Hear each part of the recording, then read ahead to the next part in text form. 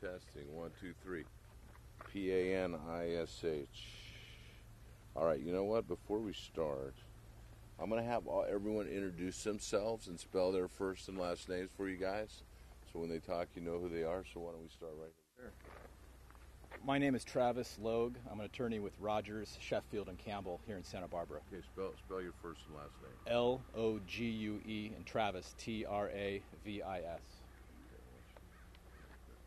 My name is Jason Wanzer, Jasonwansor. I'm an attorney here in Santa Barbara with the law firm of Rogers, Sheffield, and Campbell. Rahul Ravipudi, R-A-H-U-L-R-A-V-I-P-U-D-I with Panishay and Boyle. All right, and Corey. My name's Carrie Baker Corey. My name's spelled C-A-R-I-E. Baker, B-A-K-E-R hyphen Corey, C-O-R-E-Y. Okay, how are we doing? We good? Everyone can hear me? Yes, sir. Okay, good morning. Thanks for coming. Before I begin, I just wanted to thank everyone for coming out here. This is an important day. We believe that not only the fires, which caused tremendous loss in Ventura and Santa Barbara County, but the death toll as a result of this tremendous mudslide. I like to refer to it as like a tsunami type event, and not only people lost their homes and where they live, but the loss of life and what has transpired in this area. And but for these fires occurring, but for the neglect of the gas and Edison, we wouldn't be here. The vegetation that had burned off, the mudslide was just a matter of time. The people were prepared and trying to evacuate, and unfortunately they didn't have the time. And I think really the story here is what Carrie and her family went through. And so I'd like really for her to come up here and just tell you about what they experienced. Keep in mind now this is at 3 in the morning. It's pitch black. It's raining. It's cold. And then all of a sudden, unexpectedly, they hear a large explosion. They look out. And I think she can pick it up from there. And really, the human story here is incredible, what these people have been through and trying to put back their lives together, which is never going to happen. But the losses are tremendous, and hers is quite a story. So why don't you come on up here? Thank you. And she's a very brave woman, and we're lucky to have her and her family here. So why don't you just tell us what you went through?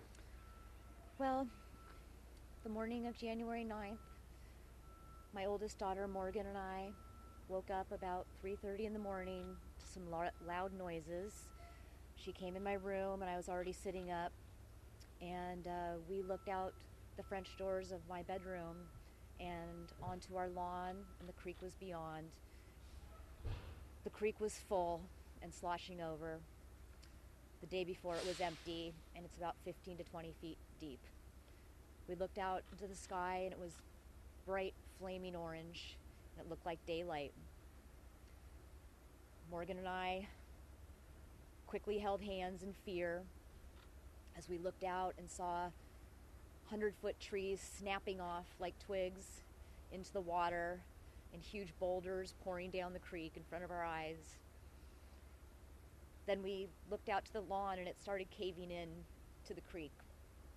The grass was just disappearing, and all of a sudden the water hit our house, and the house dropped about 4 feet and literally broke in half. We fell to the center of my room, and we're trying to climb out the sides, still trying to hold hands, and within a minute, the water came in the house and just took everything away. My 12-year-old twins were in the other side of the house, and I hadn't seen them since the night before when I tucked them in bed.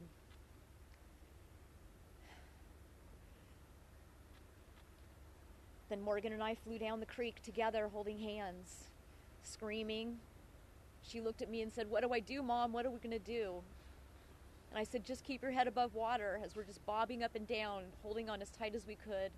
And I'll never forget her face and the fear in her eyes, looking at me so petrified and looking at me like her mother, trying to figure out what we do. Eventually the water became so strong, we were being bounced around between giant boulders as big as cars, these huge trees flying by us, and eventually Morgan went underwater and our hands broke free.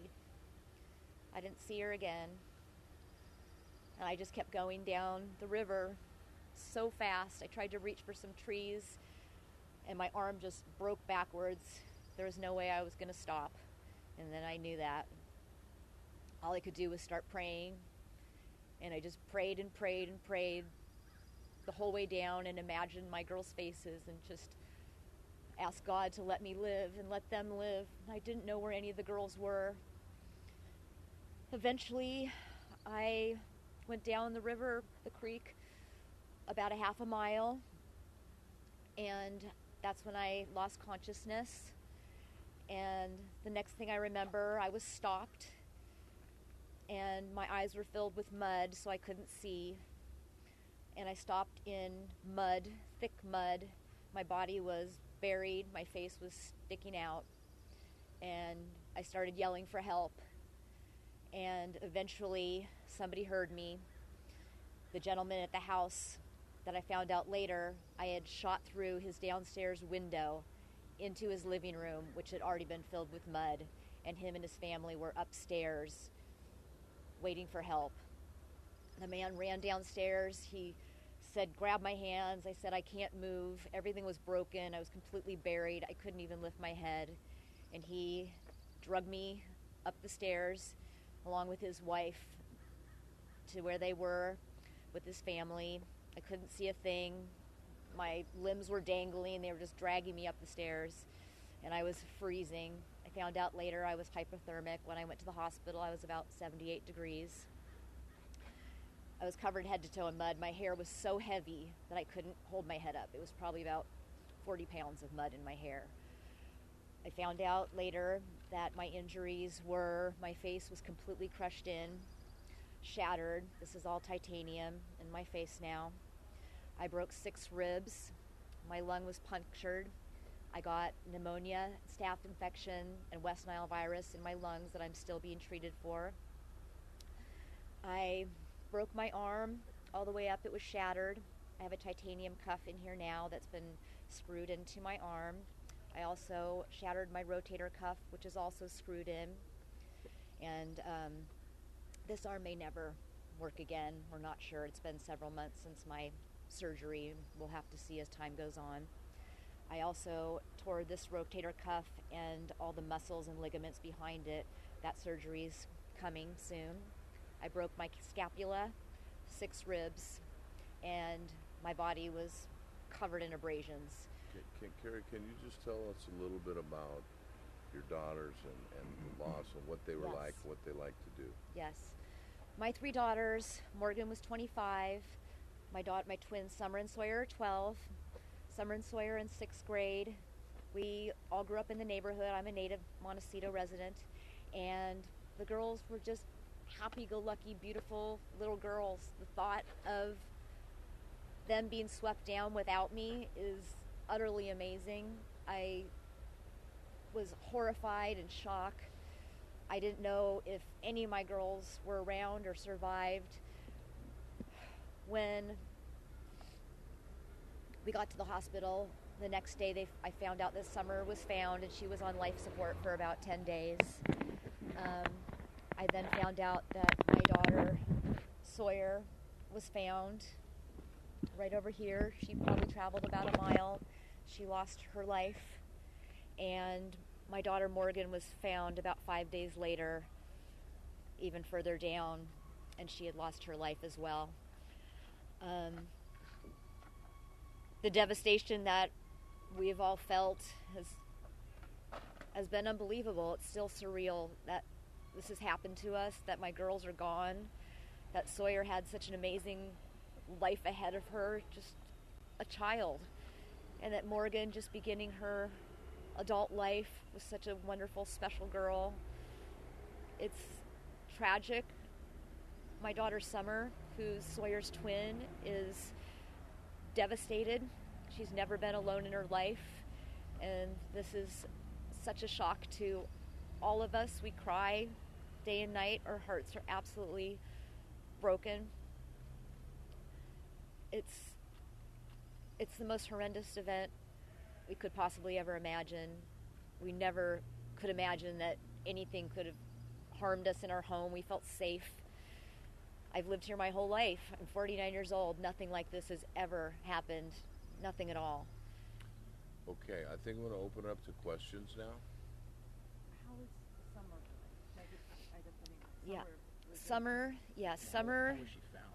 Summer was actually found down a ways. She was submerged under 5 feet of mud. The firemen had just come on scene, and they were having a powwow near where she was, and they heard a moan. They stopped, and they heard it again, and they ran over to this location. There were trees piled on top of where she was. They were hurling these enormous trees off of it, and they started digging, about 10 guys, as fast as they could, and they finally saw her elbow sticking out, and they pulled her out of the ground. She was able to breathe because she was so hypothermic that her breath was so slow, and the mud was stacked with air between. And when they pulled her out, she couldn't breathe. They had to bring her back to life several times. She was not with us for a total of 45 minutes and was eventually rushed by helicopter to Cottage Hospital and was put on life support for 10 days and slowly came back. She has nerve damage from her right under her arm all the way down her arm to her hand. She has no use of her right hand on arm from about here down. She's in therapy. We don't know if she'll ever get that hand back.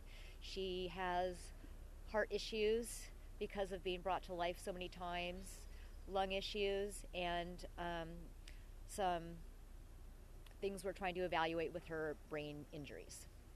She's doing well. She's devastated emotionally, and we're just trying to do the best we can and keep a positive attitude and just miss our family in a positive way.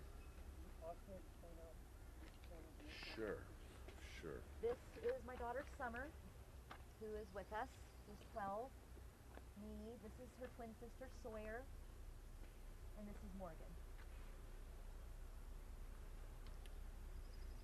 Okay. Any other questions? as a mom, how are you standing here? Because I'm so much.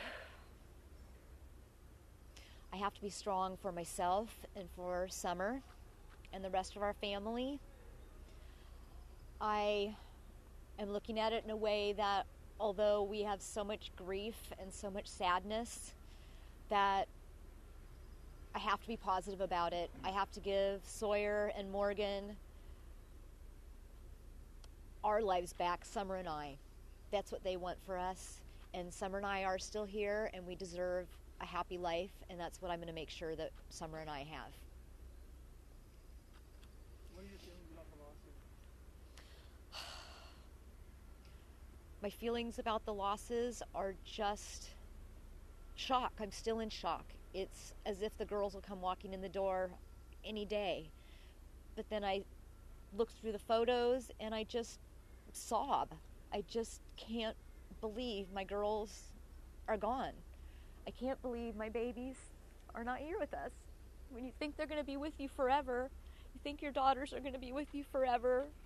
I've been a single mom since the twins were born, and I've raised Morgan.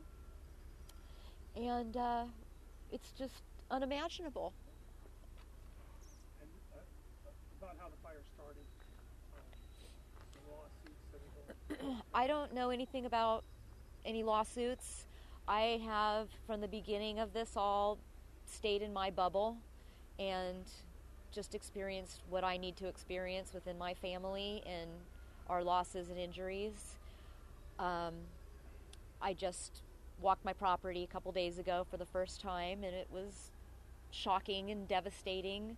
I found some of our belongings scattered about, and I found Sawyer's dress and her favorite things on the ground, and it was just unbelievable. You just can't believe that these things are covered in mud and you're pulling them out and you're thinking your child, your children went through this. it's unbelievable. Is it possible in any way that the actions here, the lawsuits, could bring some kind of closure or at least some kind of justice to the families and those who have been injured here if indeed Southern California Edison is found liable? The reason I'm here is because I don't ever want this to happen to anyone else. The grief and horror that I've gone through and everybody else in this community has gone through. This is a small town. I know these people that have died. We are a family here in Montecito and Santa Barbara. I can't imagine anybody ever going through what we have and these deaths. If anything could be done to prevent this in the future, that's what I want. No one deserves to go through this. My children don't deserve to go through this. The children sobbing at their schools don't deserve to go through this. That's my motivation here. Yeah. You've lived here your whole life. Yes. You know that creek. You had a house next to that creek. Can you just talk a little bit more about how it changed that creek and how this is not just another flood in your mind or another rainstorm, how it Right. has to have been, in your mind, caused by something other than this? Absolutely. Like I said, I've lived here my whole life. I've never seen anything like this. I've seen hard winters and hard rains. I've seen flooding where maybe you get a couple inches in your living room. That's the extreme of it. And something like this, even last winter was a very heavy rain winter, and the creek beneath my house maybe got 3 feet in it the whole winter. And to see the creek empty the day before and see what I saw out that window at 3:30 in the morning was so utterly shocking. I knew there was no escape. I had about like I said, a minute and a half before we were washed away. I knew, seeing the creek so full, that street on the other side of me was also going to be flooded. And I've never seen anything like this. Santa Barbara has mild weather, and this is unbelievable what has happened. I've never seen anything like it, ever. They tore down, this was your house? Right? No, my house was up the creek quite a ways, about half a mile. So I flowed down to this area. There's actually a lawyer in their firm lived here. Oh, okay. So you were found somewhere near here? I was found somewhere near here. My house was about a half a mile up. And my house and my neighbors' houses are all completely gone. When I went 2 days ago to see the property, I couldn't recognize where my house stood. The only thing I could see to even tell me where my house was you could see the entrance here and the entrance here, and that's where I knew that was my property. When I walked the property, I couldn't even see where anything was. Okay. You guys good? Good. Good. Okay.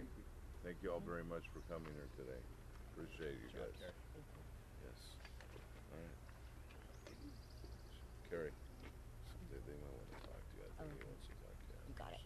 You got it. All right. See? She's not a beautiful woman. She's Yeah, exactly. Is there anybody who can talk about the lawsuit? Yeah, sure. We can talk about it for you, no problem. You want them to come over here? Go ahead. You want to ask questions about the lawsuit? Go ahead. Okay. He's the Giant fan, remember that. SCE has said that it's too early to say that they're at fault. They say that it's too early to say exactly what started the fire. How do you respond to that? All right, first of all, I don't think SCE has said it's too early for anything. They've just declined to comment. And I think that their declining to comment is something to be said in and of itself. There's witnesses. There's a lot of other information that's available to us that has given us evidence and proof that Edison was responsible for starting the Thomas fire, not just at one location, but at both locations. And the resulting harm and the catastrophe and the resulting mudslides is all related to that. Edison hasn't denied it, and CAL FIRES is still investigating it. They say that it's still under This matter would investigation. stay not in another venue, but would stay within Santa Barbara County? Well, Would it be favorable or perhaps? Well, I think the most important thing for the venue issue is that the court that gets the case can efficiently administer the case. And certainly Edison is based in Los Angeles. They want it in Los Angeles. The Los Angeles courts are used to handling complex cases like this. Ventura and Santa Barbara are great courts, great judges, may not have the resources to handle 17,000 cases. It could put a tremendous backlog for other cases too, because this isn't the only case in the court system. You need to have a court that can not only administer this case, but to take care of all the other cases and all the other people. They shouldn't have to take a back seat to this case, just like this case shouldn't have to take a back seat to everyone, and there should be equal justice for all. In other words, all cases should get to proceed at an efficient pace, and we just have questions of whether it would overtax or burden the case. Certainly in the Ventura and Santa Barbara counties are smaller counties. They don't have nearly as many judges and staff and resources to handle a case like this. The court will make that decision. That's not our decision to make. The court decides what's the best place, and we're waiting to hear what the court will say. There'll be a hearing on Monday that'll be argued in the Ventura County Superior Court, and there will be lawyers advancing various positions, as lawyers do. They'll be advancing Los Angeles, Santa Barbara, Ventura, and some lawyers are saying it should be in multiple places. But it's pretty clear that the whole matter is going to have to be in one court, and there's going to be one judge that's eventually going to be charged with the responsibility of administering this case, which is going to be quite a task. And, you know, there could be 10, 15,000 cases, and that's a lot for one court to handle. When it comes to damages, what would you be looking for as this plays out?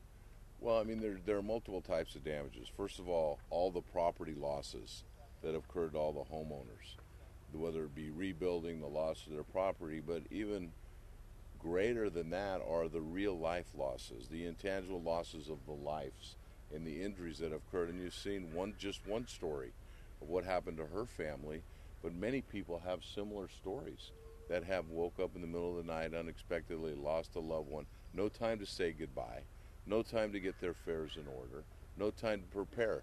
You know, an unexpected death, it keeps no calendar. It never stops in your mind.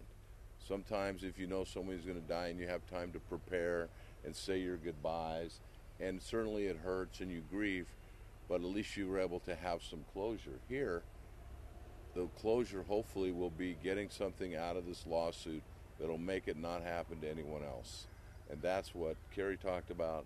And as lawyers, you know, we want to make a difference. We want to make it better for everyone else. And that's what we're all together trying to do. And that's why we have brought together a team of lawyers, because this is more than one or two lawyers. You can see the massive undertaking. We're just in a little small snippet of the area, but you can see the devastation. And it's going to take a lot. And, you know, they're not Edison, as you say, SoCal. They're not going to just lay down. I mean, and they are not saying anything, which, as Rahul says, I think their silence speaks volumes. They say they're cooperating. I mean, what does that mean? Today they say that the investigation is still underway and there has been no cause determined yet. That is true. But they know, because they've had their people out inspecting, as we've had our experts, to determine the cause and origin of the fire, and we think it's going to be right back on them. Now, one thing that I guess to their benefit is, because of Sonoma and Napa, the Cal Fire is so busy dealing with that, even though this really can be a larger, and you look at the structure damage, it is bigger. It's going to take time. I mean, the government only has so many resources. So you can imagine just investigating the fire suppression, the responders, and then what the lawsuit, what the magnitude and the volume of things that are going to happen. It's unparalleled, really, in this area for sure. You seem to know a little more about how the fire may have started. You mind walking us through what you believe happened? And well, he can talk a little bit about it. Do you want to talk about that? Or we don't really want to disclose. We're kind of like them, I guess, in a way, but we're not. I mean, we believe that, put it this way, their practices of maintenance, whether it be on the power lines, whether it be de-energizing the lines, whether it be the vegetation growth, were very poor. And they'd been fined on numerous occasions before this for these bad practices. And had these practices been undertaken, we believe the magnitude of this would have never happened. We believe the fire would have never started had they done what they're supposed to. Remember, a utility company has the ability to go to the ratepayers or to the PUC, Public Utilities Commission, and say, hey, look, we have all this maintenance we need to do. We would like to do a rate increase to get the money. It's not like they have to pay for it. I mean, they're making a lot of money, and they have a method to get money to upkeep and do the proper maintenance that they need to do, and they didn't do it. So, talking about the Thomas fire and things that you guys said at the press conference there 2 weeks ago,